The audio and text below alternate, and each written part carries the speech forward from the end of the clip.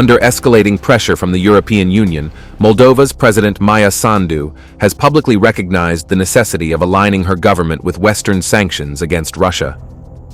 If we had not joined the sanctions against Russia, our banking system and economic spheres would have been isolated internationally, Sandu emphasized during a recent political debate, underscoring the precarious geopolitical landscape her country navigates, as reported by TASS.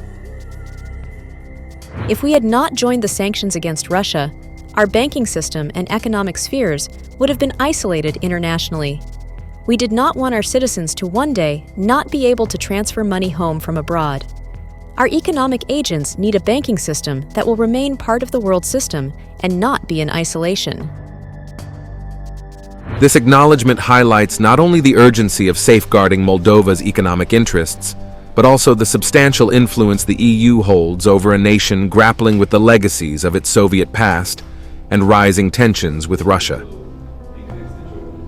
Since Sandu's pro-European administration took office in 2020, Moldova has enacted bold measures, including suspending direct air links with Russia and implementing sweeping sanctions in the banking sector to reinforce its European integration efforts.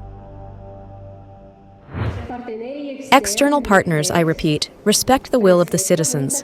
The citizens, by majority vote, decided that the Republic of Moldova will follow the path of European integration. The shift toward a pro-European stance began with Sandu's election victory, which included a commitment to EU integration and a refusal to engage with the Commonwealth of Independent States. Last year, the government announced plans to denounce over 110 of the 282 agreements made within the CIS, marking a decisive pivot away from Russian influence. The geopolitical stakes for Moldova are particularly high, positioning it as a focal point in the contest for influence between Russia and the West. Sandu's government claims that Moscow attempted to sway the outcome of the recent presidential election and a referendum on EU membership, which narrowly passed with 50.5% support, reflecting a divided national sentiment. In response, Russian Foreign Ministry spokeswoman Maria Zakharova condemned Moldova's alignment with EU sanctions, calling it another hostile act. She denied allegations of meddling and demanded that Moldova provide evidence of such interference, further heightening tensions. With a population of just 2.6 million, Moldova faces deep-rooted pro-Russian sentiments, especially in regions like Transnistria and Gagauzia, where loyalty to Moscow remains strong. This internal division poses significant challenges to Moldova's aspirations for closer ties with the European Union.